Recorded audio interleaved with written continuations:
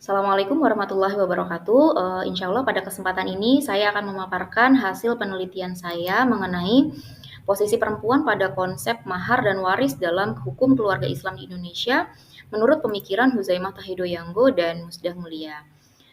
Oke. Kedudukan perempuan dan peran sertanya dalam masyarakat, baik dalam ranah publik maupun domestik, selalu menjadi pembahasan yang cukup menarik dan memicu perdebatan atau diskusi-diskusi yang tidak ada hentinya. Hal ini berkaitan dengan kedudukan perempuan yang seringkali mendapatkan perlakuan tidak sama, tidak setara, termarginalkan, sehingga mereka mengalami ketidakadilan gender. Nah, maka dari sini muncullah upaya-upaya mereka atau para perempuan untuk mendapatkan keadilan gender tersebut dalam sebuah gerakan feminisme. Nah, gerakan feminisme ini sendiri dalam KBBI dimaknai sebagai sebuah gerakan perempuan yang menuntut kesetaraan hak atau persamaan hak-hak secara sepenuhnya antara laki-laki dan perempuan. Oke, penelitian ini akan khusus membahas atau berfokus pada posisi perempuan pada keluarga Islam di Indonesia yang terkait dengan hukum perkawinan yang di sini akan dibahas adalah konsep mahar dan juga terkait dengan hukum kewarisan yang dibahas adalah mengenai jumlah bagi waris antara laki-laki dan perempuan. Baik, untuk topik bahasan atau pembahasan yang lebih dalam, atau diskusi yang lebih dalam, kita perlu kiranya mengetahui apa itu kompilasi hukum Islam. Kompilasi hukum Islam ini merupakan kumpulan hukum Islam yang diperuntukkan khusus bagi umat Islam sebagai pedoman resmi di Indonesia yang mulai dicanangkan atau mulai diresmikan pada tahun 1991, di mana kompilasi hukum Islam ini terdiri dari 3 buku. Yang buku pertama mengatur mengenai hukum perkawinan, buku kedua mengatur mengenai hukum kewarisan, dan buku ketiga mengenai perwakafan. Counter legal draft di sini merupakan pembaruan hukum Islam yang menggunakan pendekatan kesetaraan gender dalam paradigma feminisme ini. Baik, pada permasalahan inti dari penelitian ini adalah konsep mahar, di mana di dalam kompilasi hukum Islam ini diatur bahwa mahar diberikan oleh pengantin pria kepada pengantin wanita. Sementara dalam counter legal draft ini boleh diberikan oleh siapapun, boleh diberikan oleh pihak pengantin wanita kepada pengantin pria ataupun sebaliknya. Sementara menurut Quran surat An-Nisa ayat 4, mas kawin ini memang wajib diberikan oleh laki-laki yang diberikan kepada calon mempelai perempuan. Sesungguhnya dengan konsep surat An-Nisa ayat 4 ini, perempuan sudah diperlakukan secara layak, perempuan sudah diberikan kedudukan yang terhormat dan dilindungi pun gitu. Nah, masalah yang ditemui pada counter legal draft ini adalah perempuan itu juga diperbolehkan memberikan mahar. Kenapa? Alasannya, yang pertama, hal ini menunjukkan bahwa mahar itu jika diberikan hanya oleh laki-laki, mahar itu menunjukkan kedikdayaan laki-laki. Yang kedua, ini dijadikan sebagai simbol legalisasi suami dalam membeli alat kelamin si istri. Nah, maka simbol dari mahar ini dianggap sebagai simbol dari dominasi laki-laki atas perempuan. Inilah yang menjadi masalah mengapa counter legal draft mengusulkan mahar juga diperbolehkan diberikan oleh pihak perempuan. Padahal menurut tafsir Buya Hamka dalam tafsir Al-Azhar, surat An-Nisa ayat 4 ini, mahar merupakan perintah Allah, sehingga bagi laki-laki yang memiliki peran sebagai individu, peran sebagai hamba Allah, maka dia wajib melaksanakan perintah Allah, wajib taat terhadap perintah Allah gitu bagi laki-laki yang hendak menikah, sehingga mahar merupakan kewajiban bagi laki-laki yang wajib diberikan kepada perempuan atau calon istrinya. Yang kedua, ini merupakan bentuk kasih sayang. Mahar merupakan bentuk kasih sayang dan bentuk kesungguhan, bukan bentuk sebagai ganti dari pengasuhan atau upah atau bahkan sebagai akad jual beli gitu. Karena memang konsep dari mahar ini ketika sudah diberikan ini merupakan hak milik dari si istrinya gitu. Nah, kemudian yang kedua, dalam sebuah penelitian Anas tahun 2010, konsep dari An-Nisa ini sebenarnya telah dikuatkan pada surat An-Nisa juga pada ayat 20, 21 dan 34, bahwa konsep mahar sebenarnya merupakan upaya Islam dalam menghilangkan dominasi laki-laki. Mengapa?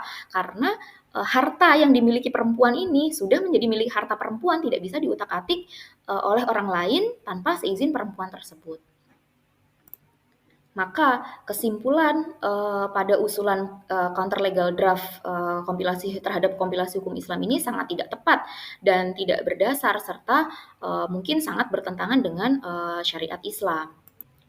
Selanjutnya adalah pertanyaan kedua mengenai konsep hukum waris dalam keluarga Islam dalam kompilasi hukum Islam, yang mana dalam KHI atau dalam kompilasi hukum Islam bagian waris dari anak laki-laki adalah 2 kali bagian waris dari anak perempuan.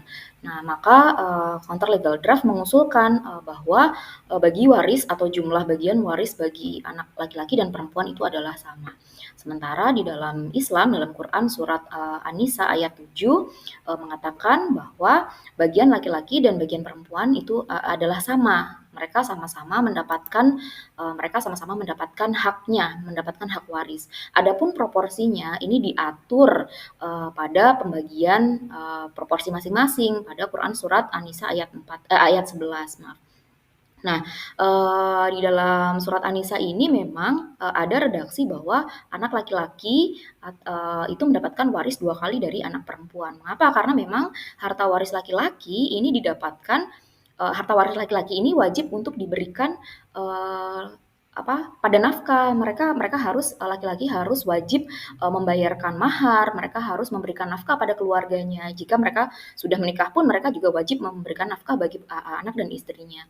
Nah, sehingga sementara pada perempuan, ketika perempuan ini menerima waris, perempuan ini hanya menerima untuk dirinya sendiri gitu. Jadi harta waris yang didapatkan perempuan ini hanya digunakan oleh dirinya sendiri. Kemudian ketika dia menikah, dia mendapatkan tambahan hak waris yang berupa hak waris dari laki-laki yang diberikan padanya berupa mahar dan nafkah. Sehingga Prof. Yanggo atau Prof. Huzaimah mengatakan bahwa sebenarnya di sinilah konsep dalam hukum Islam hak waris yang didapatkan oleh laki-laki dan perempuan itu sebenarnya adalah sama gitu.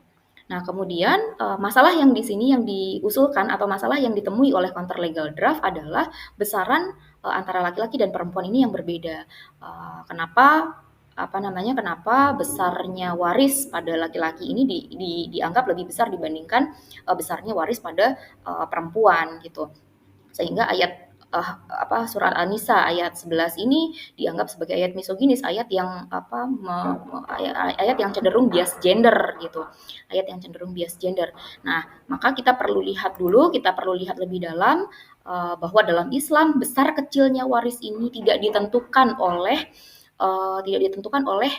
jenis kelamin, tetapi pada tingkat kekerabatannya. Kemudian yang kedua tingkat kedudukan pada generasinya. Kemudian yang ketiga pada tanggung jawabnya dalam menanggung kehidupan keluarga. Nah, sehingga tadi Profesor Yanggo, Profesor Huzaimah sempat mengucapkan bahwa dalam bukunya Fikih Perempuan Kontemporer bahwa sebenarnya hak waris yang didapatkan perempuan dan laki-laki itu sama. Karena laki-laki wajib, kenapa lebih besar? Karena wajib mengeluarkan mahar dan wajib mengeluarkan nafkah untuk keluarganya, sementara perempuan itu hak warisnya digunakan sendiri, kemudian dia juga mendapatkan tambahan hak waris dari laki-laki, yang mana harta waris dari laki-laki dalam bentuk mahar dan dalam bentuk mahar dan nafkah pada keluarganya. Nah, kemudian di sini Dr. Henry Salahuddin pada buku Delusi Kesetaraan Gender menuliskan bahwa sebenarnya bagian waris pada laki-laki dan perempuan ini adalah sama. Nah, justru malah ada kondisi-kondisi yang perempuan ini menerima hak waris yang lebih besar dibandingkan laki-laki. Maka untuk mengetahui hak waris perempuan yang lebih besar daripada laki-laki ini, kita perlu melihat simulasi sebagai berikut. Apabila seorang perempuan wafat dan meninggalkan harta warisan 60 juta dengan ahli waris suami, ayah, ibu, dan 2 orang perempuan, ini pada simulasi A, dan ahli waris suami, ayah, ibu, dan 2 orang anak laki-laki pada simulasi B, dengan proporsi masing-masing besaran warisnya, perempuan menerima 2/3 dan laki-laki menerima asobah, 2 anak laki-laki ini menerima asobah, maka perempuan menerima lebih besar 32 juta dibandingkan 2 anak laki-laki yang hanya sebesar 25 juta. Maka kesimpulan dari ini menunjukkan bahwa pemahaman mengenai hak waris perempuan dan laki-laki yang didasarkan pada pembedaan jenis kelamin ini merupakan jebakan narasi, jebakan pemikiran. Baik, maka dari beberapa temuan dan dari beberapa analisis pada penelitian ini dapat disimpulkan bahwa tuduhan counter legal draft terhadap pasal-pasal dalam kompilasi hukum Islam yang dianggap berseberangan dengan pandangan Al-Quran dan hadis itu ternyata tidak terbukti dan tidak benar, justru malah mengandung hal-hal yang kontradiktif. Nah, kemudian yang kedua, justru konsep perkawinan dan kewarisan yang ditawarkan oleh counter legal draft inilah yang mengandung nilai-nilai yang justru bertentangan dengan syariat Islam gitu. Nah, yang ketiga, paradigma baru yang ditawarkan oleh counter legal draft pada konsep perkawinan dan kewarisan ini merupakan upaya dekonstruksi kandungan dalam Al-Quran dan hadis gitu agar kandungannya dapat sesuai dengan isu kesetaraan gender yang sedang mereka perjuangkan.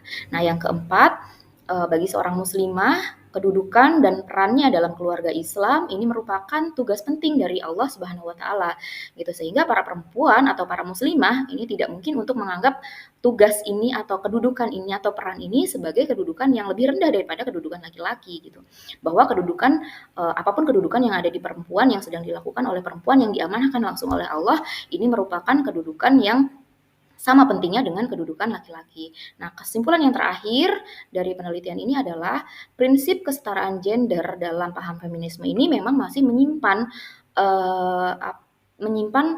permasalahan inkonsistensi baik dalam konsepnya maupun dalam penerapannya. Maka mengutip pernyataan dari Profesor Huzaimah bahwa persamaan hak secara sepenuhnya yang selalu diupayakan ini tidak sepenuhnya itu dapat menguntungkan perempuan itu sendiri.